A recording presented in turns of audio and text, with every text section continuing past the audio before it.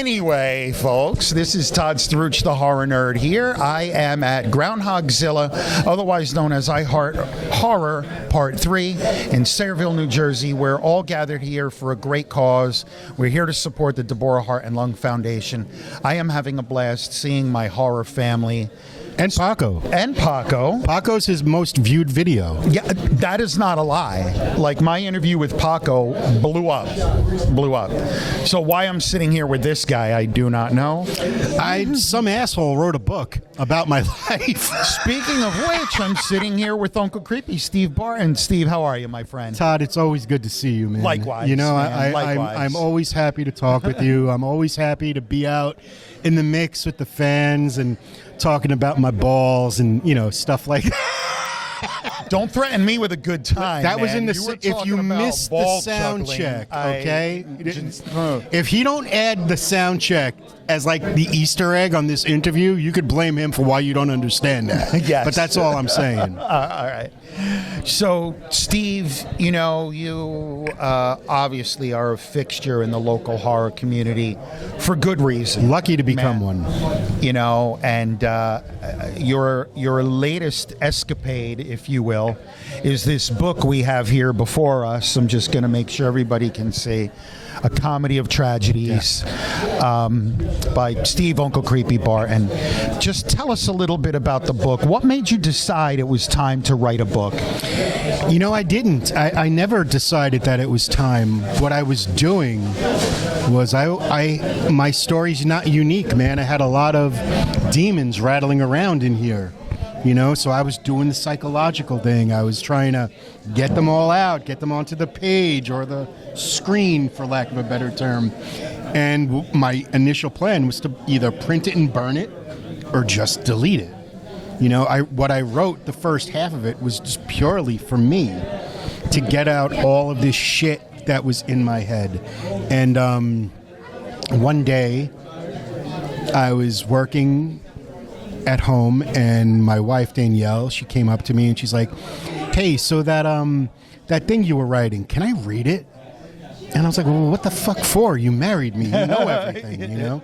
But she's like, "Well, I'm curious. I'm just curious." So I sent it to her through email. I sent her the Word doc, and she disappeared. She went upstairs for a little while, and intermittently I'd hear her laughing or I'd hear her crying, and I'm like, fuck, what did I do? Right? And a couple hours later, she comes downstairs, and the first thing I look at is her hands, and there's no divorce paperwork, so win, okay? And she sat right across from me, and she's like, "You can't burn this. You can't delete this. You have to put this out there." And I'm like, "Why?" She goes, "Because this book has a chance of helping people, of really reaching them, especially people who feel like they're stuck or at the end of their ropes and there's no more of life that they can take." She said, I seen so many people talk about the things that you've written about, but never the way you wrote them. And that kind of blew my mind, man, to be honest with you. And so it took another 2 years, but I finished it. And, you know, I got to be honest. If I were writing it for public consumption right off the bat, I probably wouldn't have been as explicit or gone into as much detail as I did. But I wanted, I mean, being that this was for me, I wanted to just get it all out, every ounce of it. So when I decided to release it as a book, I had a choice. Do I go back and delete those things, or do I let it bleed? And I chose to let it bleed. So I didn't delete anything. The only edit I made was to make it readable for a user. Gotcha. To like, I changed the intro a little bit just so it reads like it's for someone else other than myself.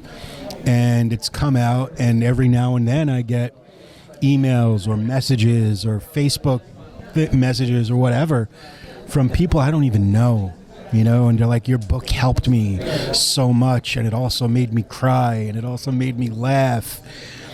And that's so wonderful. So to me, the ultimate compliment I could ever get is to know that somebody in a dark place found some sort of relief or got some sort of laugh from my life experiences, because it's an absurd story. But I didn't realize, when I was growing up, this shit was normal to me. I didn't realize anything fucked up was going on, right? And that's a lot of people have that same story, and I just wanted to get it out there in hopes that I could finally help somebody, because that's what I've done my whole career. I've helped people. I've launched more careers than I could even count, huge careers, and now to be able to do that, or at least help people outside of the horror industry who are just looking to connect on a human level, it's a privilege, man. You know what I love about that is, I've been into horror movies. I'm 56 now, since I'm 8 years old, and I had a favorite aunt who would let me watch movies that my mother in a billion years would never let me watch, and I just developed a love of horror, right? But then, like, over the years, when I got involved in the community, one thing I learned immediately was what, for the most part, like, because at the end of the day, people are people, and there's some shitty ones, but the horror community has a bad rap sometimes. Because one thing I hear when people come to my events or other events with me, wow, the horror community is really cool. So the fact that someone who's, from the horror community can reach out and help everybody. You don't have to be part of the hero. We're just people. Well, that was very. We just like scary things, but we're just people. That was very important to me. I mean, the book is horror adjacent. There's a lot of stories about celebrities in the genre, and there's a lot of what they say. A little behind the scenes stuff, but mostly it's a story of humanity, and just doing what you have to do under extraordinary circumstances to find a way to persevere. And if this idiot can deal with all the shit that I dealt with, then it's possible, man. It's never over. You just have to want it. You have to want to go on, and you have to realize deep inside that the world is a much better place with you in it, because you're the only you that there is, and that makes you fucking special, So I love that people from outside of the genre, it's truly resonating with, and that's a huge compliment, and it's very humbling, man. I'm a very loud, boisterous personality. I'm sure you could tell that if he adds the sound check, but which I will. There's no escaping that. But humor's always been my defense mechanism. It's how I deal with anxiety. It's how I deal with being nervous. It's the fact of the matter is, at least in my case, if I don't laugh, dude, I'm gonna cry. So I would rather try to find the funny stuff. And even in the darkest of situations, one person told me, he goes, I'm reading this horrible story, but the way you write it is so fucking funny that I didn't know if I was supposed to laugh or not. And I'm like, dude, that's why it's called A Comedy of Tragedies. It's a very funny book about some really serious shit, and it's been wonderful to me to be able to do that. It's been a whole new experience for me. I've done a lot in the genre. I've done a lot personally, and to be able to do this, aside from finally having a real family, instead of just me and my brother Rob, who it's always been for my whole life, I have a family, and aside from that, aside from my actually having a fucking family, it's like there's like almost disbelief when I say that out loud, but aside from that, this book is my favorite accomplishment, and it's given back to me more than I think I put into it. Surprisingly deep. But you know what? No, I love it, man, because I think that, you mentioned, if you didn't laugh, you'd cry. I also think that that's why people like horror movies, because it's a safe way for us to express the fear that we have of real things that go on in the world, Well, but you're in a theater or you're in your home, and you could be scared, but you're safe. That's just it. It's horror is that controlled chaos. chaos. It's the same reason why people who don't like horror movies go on roller coasters. Right. You know, to have that, they want to feel that rush, that adrenaline, but they also want to be fucking safe, you know?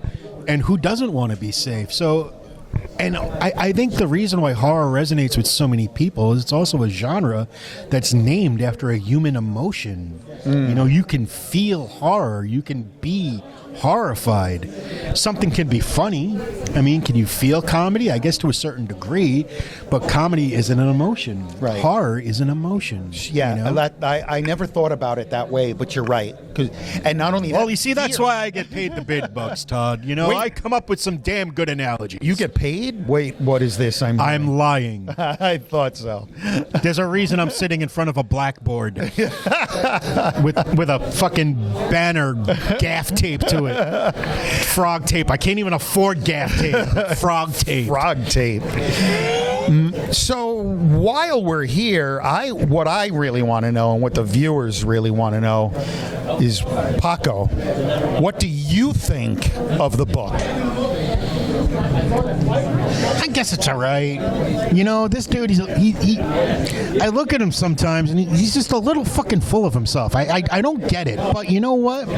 He keeps me warm. He's never once rubbed his balls on me, even though I'm extra soft. And I have toe beans, but he's never rubbed his balls on me. And I got to thank him for that, because I think anyone else would have, at the very least, tried to hump me. But because I'm kind of cute in the most masculine of ways, but I've never been in an awkward position with him, even though I probably would ended up awkward with a lot of people. Like, there's this dude right over there. His name is Matt. He saw me once, and I swear to God, I had to stick my tail through my legs to make sure my bottom was covered, because I didn't trust being around him. But I do love Matt too, just not in that way. He looks at me and gives me the bad touch, and I don't like that. But Steve, meh, he's okay. I think the book's good. You should buy that shit. You should buy something. I mean, this guy's sitting here in front of a fucking blackboard. He needs cash, all right? So buy some shit. Buy his book. Review it on Goodreads and Amazon.com, okay? Thank you. I'm done with you, Todd. Paco, everybody. And for what it's worth, Paco, he's never rubbed his balls on me either, no matter how many times I've asked. Tried. I kind of tried, but it's the whole bald-headed thing. If we put our heads next to each other, we'd make like a big nutsack. It's kind of weird looking, but we're going to spare you. You know what? You got to leave something for the imagination. Yes, man. indeed. That's what it's about. It's about the imagination, man. All right, on that note.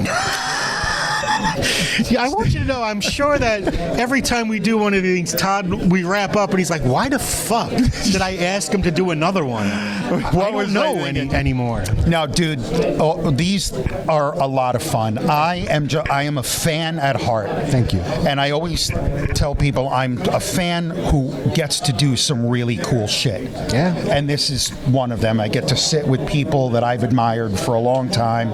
You know, I'm glad we got to know each other over the years and become It's been a friends, pleasure. It really has. Really. And I wish you. I'm going to hold up the book again.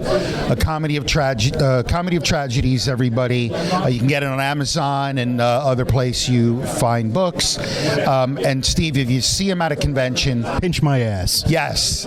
Please pinch my ass. And is a really good guy. You got to go up, meet him, get a photo, have him sign the book. You will not regret it. Thank you. Well, you might. I don't know. Probably. So, Steve, my friend, thank you so much again for a few minutes of your time. Wish you much success with the book. Thank you, and sir. in everything else. Thank you.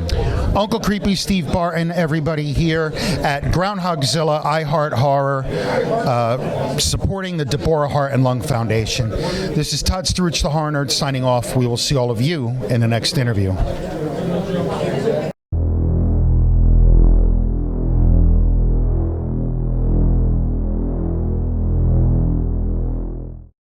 My Siamese cat has syphilis. Matt Blasie's balls fit wonderfully in the palm of my hand. I have heard that. Matt Blasie's balls. 1 and 2.